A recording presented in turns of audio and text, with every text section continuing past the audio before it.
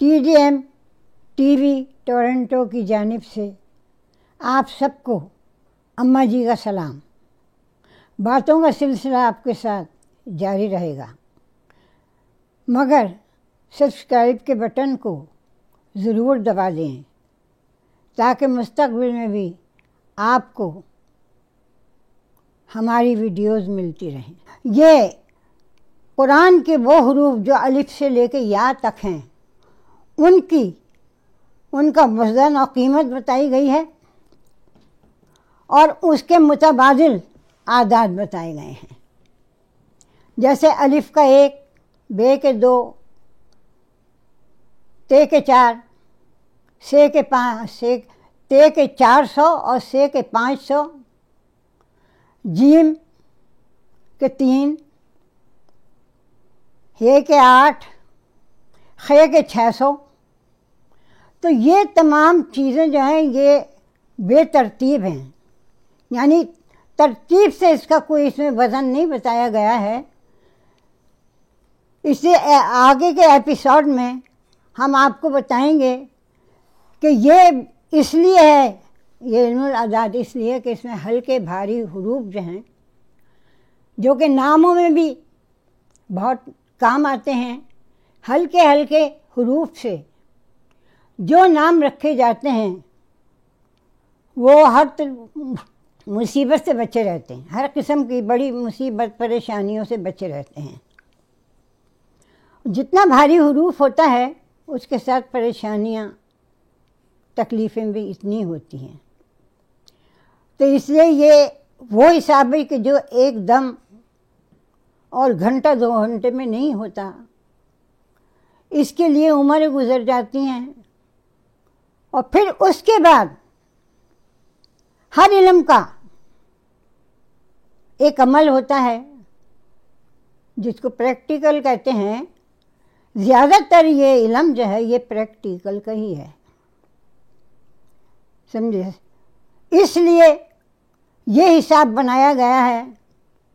मिसाल के तौर पे अलिफ के नाम से जो नाम रखा जाता है वो बहुत हल्का, बहुत अच्छा होता है और कामयाबियाँ उसकी मुंतज़िर रहती हैं। इस तरह से जो भी हल्के हल्के हुरूफ हैं, भारी हुरूफ कौन से हैं ये मैं आपको अगले एपिसोड में बताऊंगी। अब तक मुझे ये बताना था कि ये अल्लाह ताला ने जो इसको आदाद में कन्वर्ट किया, तो अल्लाह ताला ने ही किया है, किसी बंदों ने नहीं किया। वरना आज हम ये नहीं कह सकते थे, अगर ये आदाद में अल्लाह ताला नहीं तब्दील करता इसको, तो हम ये नहीं कह सकते थे कि दूसरा सिपारा कौन सा है, तीसरा सिपारा कौन सा है, 15वां सिपारा कौन सा है। ये आदाद हमें सिखाए गए हैं, बताए गए हैं। इसलिए इससे हमें ये मालूम होता है कि ये जो है इल्म ये कौन सा है और जो दूसरे इल्म हैं वो कौन से हैं। तो मैं जो बात आपको बताऊंगी वो किस्से की शक्ल में हो, कहानी की शक्ल में हो, उसमें भी एक सबक और नसीहत होगी। मिसाल के तौर पे ये एक छोटा सा किस्सा मैं आपको बताती हूँ। एक बादशाह था, उसकी 5-6 बेटियाँ थीं। एक दिन वो दस्तरखान पे बैठे हुए थे, अल्लाह की नेमतें बहुत सारी सामने सजी हुई थीं। तो बादशाह ने अपनी बेटियों से कहा कि आज जो तुम बादशाहज़ादियाँ कहलाती हो और ये इतनी नेमतें तुम्हारे सामने लगी हुई हैं और ये ज़ेवरात और ये पोशाकें और ये ज़र जवाहर जो तुम्हारे सामने हैं, ये सब मेरी वजह से है। अगर मैं नहीं होता और तुम किसी फ़कीर के घर में पैदा होती तो ये सब चीज़ें कहाँ से आती।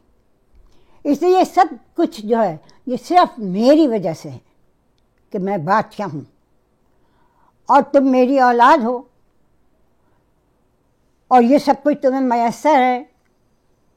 तो सारी बेटियां जो थीं वो हाँ में हाँ बाप के मिला रही कि हाँ आप सही कह रहे हो, आप बिल्कुल ठीक कह रहे हो, ये हो। ایک بیٹی جو تھی اس نے کہا کہ بابا جان، انسان جو کچھ بھی پاتا ہے وہ صرف اپنے نصیب سے پاتا ہے، جو کچھ اس کو ملتا ہے وہ اس کی قسمت سے ملتا ہے۔ اللہ تعالیٰ نے جب میں پیدا ہوئی تھی، جو میرا بایو ڈیٹا لکھا تھا اس میں سب کچھ لکھ دیا تھا، میں کہاں پیدا ہوں گی اور کہاں مروں گی اور کیا کیا کروں گی اور مجھے کیا کیا کرنا ہے، تو اس نے مجھے آپ کے گھر میں پیدا کر دیا۔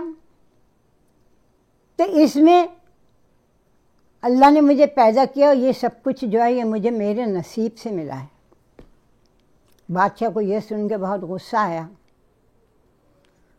اس نے اپنے نوکروں سے کہا کہ جو کچھ یہ زیورات پہنے بیٹھی ہے، تاج ماج سب کچھ لگائے بیٹھی ہے، سب نکال لو اور اس کو معمولی کپڑے پہنا کے اس کو جنگل میں چھوڑاؤ۔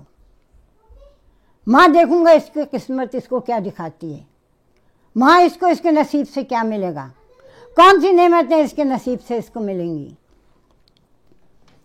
بادشاہ کا کہنا، جو اس کے نوکر تھے جو کچھ بھی تھے انہوں نے اسی وقت پورا کیا۔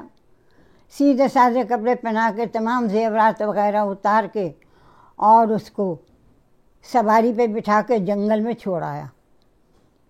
تمام نوکر، وہ بیٹھی ہوئی ماں ایک پیڑ کے نیچے آ کے بیٹھ گئی، اللہ سے کہنے لگی پروردگار، مجھے تیرے پر ناز ہے، مجھے غرور ہے تیری ذات پاک پہ، تیری ذات پاک پہ تکبر ہے کہ تیری ذات پاک کو یہ سب چیزیں زیب دیتی ہیں،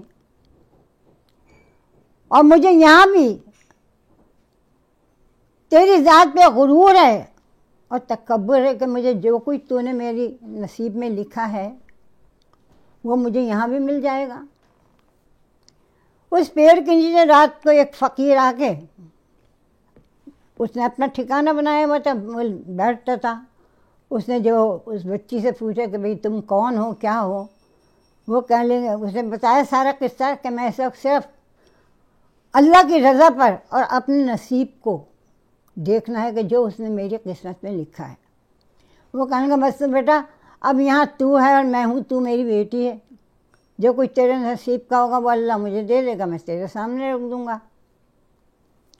ایک دن وہ فقیر لاتا اور وہ دونوں کے دونوں کھاتے۔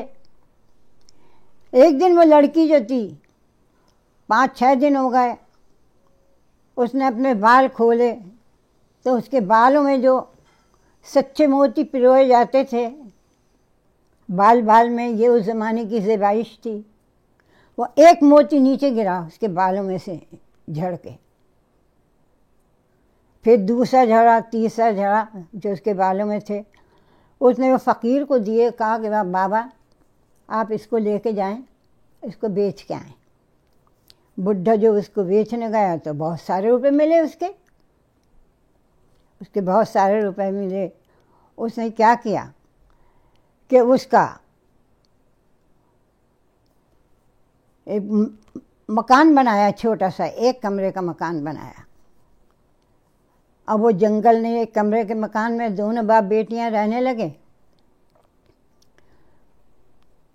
اس نے کہا کہ اس کو ایسا کریں کہ آپ وہ مٹی کھود کے گیلی کر کے اور وہ بنائیں، ہم آگے اس کے دیوار بنائیں گے۔ فقیر کہنے لگا اچھا بیٹا۔ فقیر جو تھا خدا دے کے مٹی کھودنے لگا، وہاں سے دفینہ نکل آیا، اس نے وہ سارا دفینہ چھپا دیا اور اس نے اسے تھوڑا سا نکال کے دیا اور کہا کہ بابا اس کو ہمیں محل بنانا ہے۔ فقیر جو تھا وہی آنے جانے والوں سے بات کرتا تھا۔ اس نے جو لڑکی اس کو بتاتی تھی، لو جی محل کی تعمیر ہونی شروع ہو گئی۔ اب جو محل کی تعمیر ہونے لگی، جب محل بن گیا تو جو شہر کے لوگ تھے وہ وہیں آ کے بسنا شروع ہو گئے۔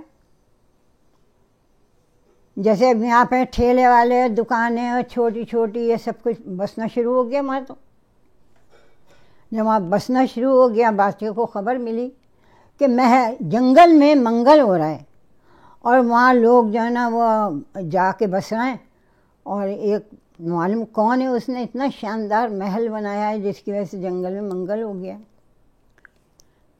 بادشاہ کہنے لگا کہ چلو ہم اس کا دیکھنا چاہتے ہیں۔ بادشاہ آیا، تمام اپنے جو بھی اس کے وزیر مشیر جو تھے ان کو ساتھ لے کے آیا۔ آ کے معلوم ہوا کہ یہ محل کس کا ہے، کون سے بادشاہ کا ہے؟ کیونکہ بادشاہ نے ایک شہزادی کا ہے یہ محل۔ کہا کہ ہم اس شہزادی سے ملنا چاہتے ہیں۔ شہزادی تو کمرے کے اندر ہی تھی، اس نے کہا کہ ان کا کھانے پینے کا انتظام کرو۔ یہ دسترخوان سج گیا۔ اب بادشاہ آ کے بیٹھا ہوا ہے، تمام وزیر مشیر بھی بیٹھے ہوئے اس انتظار میں کہ جس نے محل بنایا ہے اس کو دیکھیں کہ کون ہے وہ، کہاں سے آیا ہے یہاں پہ آ کے جو جنگل میں منگل کیا اس نے۔ اس کے بعد میں جب سب لوگ بیٹھ گئے تو پھر شہزادی آئی۔ شہزادی کو دیکھ کے اس کا باپ جو تھا حیران ہو گیا، پوچھا کہ تم اس محل کی، یہ محل تمہارا ہے؟ اس نے کہا جی میرا ہے یہ محل۔ کہ یہ کہاں سے آیا، کیسے بنا؟ اس نے وہی بات جو اس وقت دسترخوان پہ دہرائی تھی وہی بات کہی کہ بابا جان جو میرے نصیب میں تھا مجھ کو یہاں بھی مل گیا، اور جب میں آپ کے گھر پہ تھی جب بھی میرے نصیب سے میں وہاں تھی۔ سمجھے؟ بادشاہ جو تھا نہایت شرمندہ ہوا اور کہا کہ بیٹی میں تم سے بہت شرمندہ ہوں کہ میں نے اپنے ذوم میں اور اپنے غرور میں آ کے ایسے الفاظ کہے جو مجھے نہیں کہنا چاہیے تھے، اور چلو اب تم میرے ساتھ گھر چلو۔ وہ کہنے لگی نہیں، اب میں گھر نہیں جاؤں گی، یہ محل جو میرے رب نے مجھے یہاں دیا ہے اب میں یہیں رہوں گی۔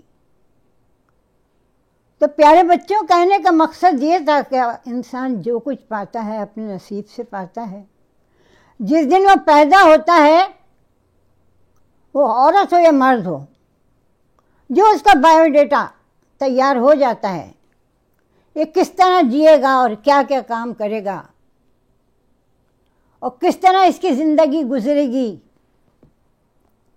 اور کس طرح مرے گا اور کس طریقے سے مرے گا، یہ سب اللہ تعالیٰ کے اختیار میں ہوتا ہے۔ اور پھر اکثر لوگ یہ نہیں سوچتے ہیں کہ سب سے بڑی طاقت تو اوپر ہے، اور قرآن میں ہر جگہ اللہ تعالیٰ کہتا ہے کہ اِنَّ لِلَّهِ وَإِنَّا إِلَيْهِ رَاجِعُونَ، کہ یہاں نہ زیادہ جمع کرو، لے کے نہیں جا سکتے ہو۔ کفن میں جیب نہیں ہوتی جس کے اندر دولت کوئی رکھ کے لے جائے۔ دنیا میں ایسے رہو کہ جیسے تم ایک مسافر ہو، اور مسافر کا یہ ہے کہ نہ معلوم کب اس کا بلاوا آئے، وہ وہاں سے اٹھے اور کہیں اور چلے جائے،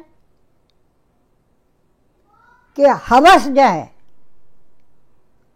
ہوس یہ انسان کو ناکارہ بناتی ہے، انسان کو دنیا سے بھی کھو دیتی ہے، آخرت سے بھی کھو دیتی ہے۔ لوگ کہنے جمع کر لو، اگر کسی کے پاس زیادہ ہے تمہارے پاس کم ہے تو اس سے چھین لو، بس اکٹھا کیے جاؤ سامان 100 برس کا ہے، پل کی خبر نہیں۔ اور جو کرنے کی باتیں ان سے بہت دور ہٹتے جا رہے ہیں۔ یہ آج کل کے کرونا کا جو چل رہا ہے، اس کے اوپر میں آپ کو قصہ سنا رہی ہوں، قرآن کا قصہ ہے۔ حضرت یونس علیہ السلام کے زمانے کا قصہ ہے۔ سوچنے کی بات ہے، اگر یونس علیہ السلام مچھلی کے پیٹ میں نہ جاتے تو آج قرآن کی یہ آیت اور یہ سورت ہمارے سامنے نہ آتی، لا الہ الا انت سبحانک انی کنت من الظالمین۔ یعنی یہ ایک طرح کا اللہ تعالیٰ کے سامنے اپنی خطاؤں کا اعتراف ہے۔ بلانا چاہتے تھے لیکن وہ ان کی بات نہیں مانتی تھی، تو یونس علیہ السلام نے اللہ تعالیٰ سے کہا کہ پروردگار یہ میری قوم میرا حکم نہیں مان رہی، آپ اس کو سزا دو۔ ایک بات اور بتا دوں، ہمارے پیارے نبی حضرت محمد مصطفیٰ صلی اللہ علیہ وآلہ وسلم پر دشمنوں نے بہت بہت ظلم ڈھائے، پتھر مارے، جوتے میں خون اکٹھا ہو گیا، معافی چاہتی ہوں۔ تو آپ سے صحابہ کرام نے کہا یا رسول اللہ آپ ان کے لیے بد دعا کریں، تو میرے نبی نے کہا کہ نہیں،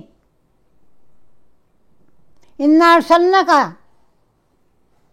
اللہ رحمت للعالمین، مجھے اللہ تعالیٰ نے رحمت للعالمین بنا کے بھیجا ہے، میں ان کے لیے بد دعا نہیں کروں گا، میں ان کے لیے دعا کروں گا کہ یہ بگڑے میں ہیں، یہ سدھر جائیں، یہ بھٹکے میں ہیں، صراط مستقیم کی طرف آ جائیں، میں ان کے لیے بد دعا نہیں کروں گا۔ میرے پیارے نبی نے کبھی اپنے دشمنوں کے لیے بھی بد دعا نہیں کی۔ تو اللہ تعالیٰ نے کہا حضرت یونس سے کہ جاؤ اپنی قوم سے کہو کہ اللہ تعالیٰ اس بستی پہ اپنا عذاب بھیج رہا ہے۔ آپ آئے وہاں سے، آ کے اپنی بستی والوں سے کہا کہ اگر تمہیں سدھرنا ہے تو سدھر جاؤ، ورنہ اس بستی پہ اللہ تعالیٰ عذاب بھیج رہا ہے۔ یہ سن کے لوگوں نے ادھر سے سنا، ادھر سے نکالا، اور یہ کہہ کے حضرت یونس علیہ السلام جو تھے وہاں سے نکل گئے غصے میں جنون کی حالت میں، وہاں سے نکل گئے یہ کہہ کے، اور سیدھے جا کے وہاں ایک جہاز کھڑا تھا، بڑی سی کشتی تھی، ایسے جہاز تو نہیں تھے جیسے اب ہیں، جا کے اس میں بیٹھ گئے۔ ادھر سب لوگوں کو خیال آیا، دیکھا تو ابر سا چھانے لگا، عجیب قسم کا اندھیرا سا ہونے لگا، تمام قوم، تمام بستی ایک بڑے سے جنگل میں جا کے اور آندھے منہ گر گئی، اور اللہ تعالیٰ سے خوب پکار کے اور گڑ گڑا کے، عورت مرد بچے بوڑھے جوان سب گڑ گڑا کے اللہ تعالیٰ سے توبہ کی، یا اللہ ہم کو معاف کر دے، یا اللہ ہم کو معاف کر دے۔ سب نے کہا بھئی یونس بالکل صحیح کہہ رہے تھے، اور واقعی اس بستی پہ عذاب آنے والا ہے۔ خوب گڑ گڑا کے، ایک آدمی کی دعا میں اور اجتماعی دعا میں بہت فرق ہوتا ہے۔ سب لوگوں نے مل کے جو اپنی توبہ استغفار کر رہے ہیں، اپنی غلطیوں کی معافی مانگ رہے ہیں خوب، اللہ تعالیٰ تو بڑا غفور الرحیم ہے، سچے دل سے کتنا ہی گناہ گار شخص کیوں نہ ہو، جب وہ اللہ تعالیٰ سے گڑ گڑا کے یا غفور کہتا ہے تو اللہ تعالیٰ بہت خوش ہوتا ہے اور اس سے رحمتوں کا میں برسنے لگتا ہے۔ تمام لوگ جو تھے جب وہ اس طرح سے گڑ گڑائے، اللہ تعالیٰ نے وہ عذاب ان پہ سے ہٹا لیا۔ اب حضرت یونس جو تھے وہ آ کے اس کشتی میں بیٹھے، وہ کشتی وہاں سے تو کنارے سے تو چھوٹ گئی، لیکن بیچ میں ایک جگہ بھنور آیا، وہ اس میں چکر کھانے لگی کشتی کہ اب ڈوبنے والی ہے۔ تو اس کشتی کا جو ناخدا تھا، ملا تھا، اس نے کہا کہ اس کشتی کے اندر ایک گناہ گار شخص بیٹھا ہوا ہے، جس کی وجہ سے یہ اتنے سارے لوگ ہیں، ان کی جان خطرے میں ہے، قرہ ڈالا جائے۔ ان جتنے بیٹھے تھے ان سب کے نام کا قرہ ڈالا، اور جب قرہ جو ہے اس کی پرچی نکالی گئی تو حضرت یونس کے نام کی نکلی، پھر دوبارہ نکالی حضرت یونس کے نام کی نکلی، تیسری مرتبہ نکالا حضرت یونس کے نام کی نکلی۔ لوگوں نے کہا کہ بھئی ان کو اٹھا کے سمندر میں پھینک دو، یہ سودا مہنگا نہیں ہے اگر ایک کی جان جانے کے بعد اور اتنے پوری کشتی کے لوگوں کی جان بچ جائے۔ اس سے پہلے کہ کوئی حضرت یونس کو اٹھا کے سمندر میں پھینکتا، آپ نے چھلانگ لگا دی۔ وہاں اتنی بڑی مچھلی تھی، وہ منہ کھولے ہوئے تھی ان کے انتظار میں۔ اللہ تعالیٰ نے مچھلی کو حکم دیا کہ تیرے پیٹ کو یونس کا قید خانہ بنایا ہے، اس کو اتنی سی بھی کھروچ نہ لگنی چاہیے۔ آپ نے جو چھلانگ لگائی وہ مچھلی کے پیٹ میں اترتے چلے گئے، مچھلی کے پیٹ میں اترتے چلے گئے جی۔ قرآن میں یہ نہیں لکھا کہ کتنے دن وہ مچھلی کے پیٹ میں رہے. جی وہاں جا کے ان کو خیال آیا کہ مجھ سے بہت بڑی غلطی ہوئی ہے، کم از کم مجھے اللہ تعالیٰ کے ایک دوسرے حکم کا انتظار کرنا چاہیے تھا. وہاں جا کے آپ نے اللہ تعالیٰ سے اپنے گناہوں کی معافی مانگی. لا الہ الا انت سبحانک، اے میرے رب تو بہت ہی پاک ہے، تیرے سوا کوئی معبود نہیں. انی کنت من الظالمین، بے شک میں ہی اپنے اوپر ظلم و ستم کرنے والا ہوں. بس یہی تھی، رٹنی لگی ہوئی تھی اور روتے جاتے تھے اندر، یہی کہہ رہے تھے لا الہ الا انت سبحانک انی کنت من الظالمین، لا الہ الا انت سبحانک انی کنت من الظالمین، لا الہ الا انت سبحانک انی کنت من الظالمین. اللہ تعالیٰ نے کیا کیا، مچھلی کے پیٹ میں ایسی کچھ بیماری ہوئی، کیا ہوا کہ وہ ان کو آ کے اور ساحل سمندر پر اگل کے چلی گئی. اور ہمارے لیے یہ دعا جو ہے، مصیبتیں، پریشانیاں، آفتیں جیسے کرونا آیا ہوا ہے، اس کے لیے ایک بہترین تحفہ چھوڑ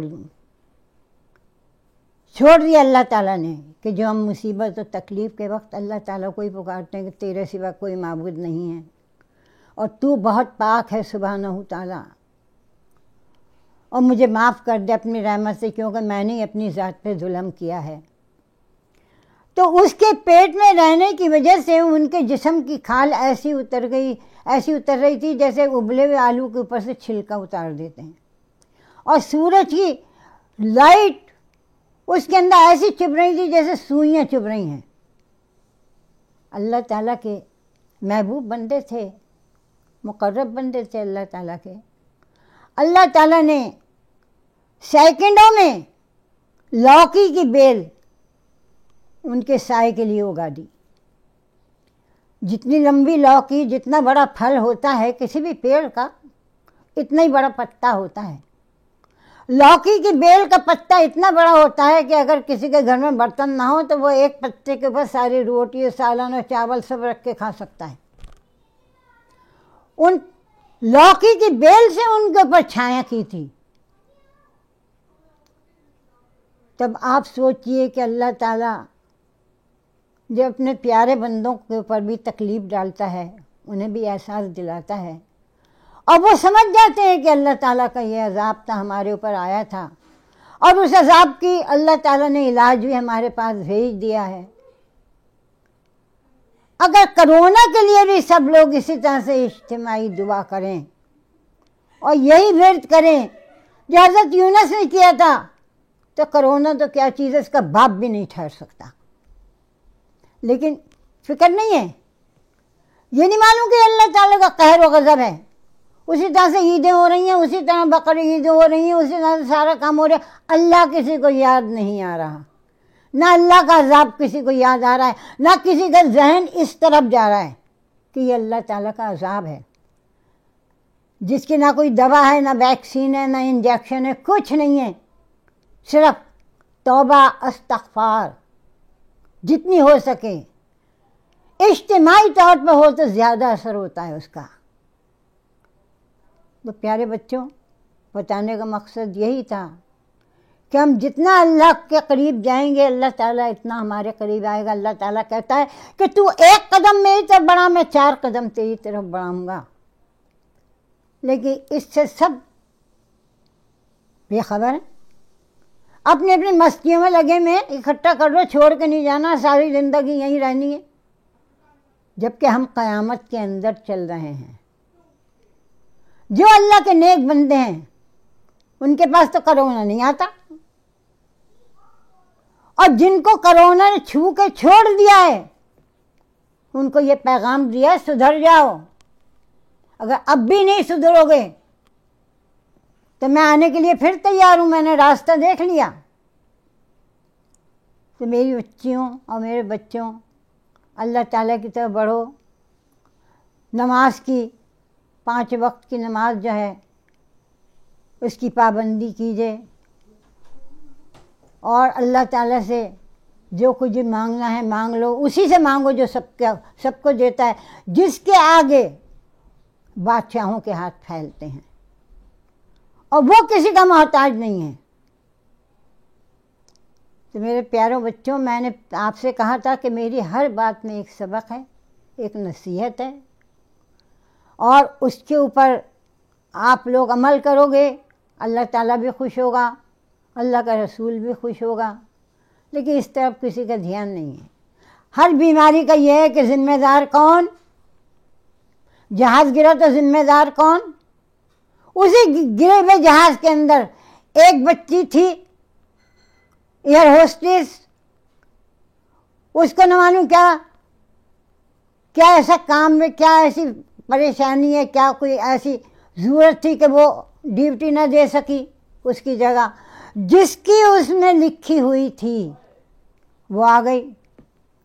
دو بندے جو تھے وہ کس طرح سے جہاز کا دروازہ کھل گیا کہ وہ جن کی زندگی تھی وہ بچ گئے، اور جن کی اس کے اندر لکھی ہوئی تھی اللہ پروردگار سب کو چن چن کے اس میں بٹھا لیا۔ اور اتنا زبردست پائلٹ، اور اس نے جب گیئر اپنی طرف کھینچ کے اور چھوڑا زمین کی طرف، پہیے باہر نکالے تو ویل باہر نہیں نکلے، اور پھر جب جہاز گر گیا تو ویل باہر نکل آئے۔ جس کی جس طریقے کی باقی ہے کہ وہ جتنے بھی اس میں شہید ہوئے ہیں، جاں بحق ہوئے ہیں، ان سب کے لیے میں دعا کرتی ہوں اللہ تعالیٰ سے کہ اللہ تعالیٰ ان کو اپنے جوار رحمت میں جگہ دے اور ان کے بلند مقامات عطا فرمائے۔ خصوصاً اس پائلٹ کے لیے، اس کی تجربہ کاری میں دیکھ چکی تھی، سمجھے، اللہ تعالیٰ اس کو اپنے جوار رحمت میں جگہ دے، اس کے درجات بہت بہت بلند کرے پروردگار۔ تو میرے بچوں، اللہ کے قریب ہونے کی کوشش کرو۔ یہ دنیا جو ہے یہ ایک عارضی سرائے ہے، اس میں ہمیشہ نہیں رہنا۔ جو مل جائے اس پہ اللہ کا شکر ادا کرو، جو نہیں ملا وہ اللہ کی حکمت ہے، اور جو اللہ تعالیٰ دے رہا ہے وہ اس کی رحمت ہے۔ نماز، روزہ، یہی ہماری بخشش کرانے کے لیے اللہ تعالیٰ نے ہمارے واسطے دنیا میں بھیجا ہے۔ اب اس کے ساتھ میں آج کا یہ ایپیسوڈ ختم کرتی ہوں۔ انشاءاللہ اگلے ایپیسوڈ میں ہم آپ کو بتائیں گے، آپ کو لکھ کے بتاؤں گی۔ اس سے یہ ہے کہ آپ کو یہ نام جو رکھتے ہیں اسی قرآن کے حروف سے ہی تو رکھتے ہیں نا۔ ان قرآن کے حروفوں میں جلالی بھی حروف ہوتے ہیں، ان حروفوں سے جب نام رکھا جاتا ہے تو غصہ، جنون، بے انتہا، پریشانیاں زیادہ، پیسہ کم، سمجھے آپ، محنت زیادہ اس میں پیسہ کم۔ جو ہلکے ہلکے نام ہوتے ہیں جن سے ہم نام رکھتے ہیں، ان کے اندر یہ ہے کہ جتنی محنت ہے اتنی ان کو اجرت ہے، اور ہر کام میں ان کی آسانی ہوتی ہے۔ تو اس لیے آئندہ کے ایپیسوڈ میں اس پر بات ہوگی کہ کس طرح سے یہ ترتیب کیسے ہے۔ اس وقت جو یا تک یہ حروف بے ترتیب ہیں، اور جو میں آپ کو لکھ کے بتاؤں گی تو وہ حروف جو ہیں وہ ترتیب کے ساتھ ہیں۔ جو برابر برابر کے حروف ہیں الف سے لے کے یا تک، یہ حروف جو ہیں ان میں یہ حروف جو ہیں یہ زندہ ہیں، اور یہ اپنے برابر والے حروف سے بے انتہا محبت کرتے ہیں، ایک دوسرے کا احساس کرتے ہیں۔ یہ حروفوں میں جو فاصلہ پیدا ہوتا چلا جاتا ہے، جیسے سیڑھیاں اسٹیپ بائی اسٹیپ، جو اسٹیپ دور ہوتی جاتی ہیں تو اس کے اثرات دوسرے ہوتے ہیں، یعنی ذہنوں سے بھی دور ہوتے جاتے ہیں۔ ہم کچھ کہہ رہے ہیں، وہ کچھ سن رہا ہے، ہم کچھ چاہ رہے ہیں، مقابل ہمارا کچھ اور چاہ رہا ہے۔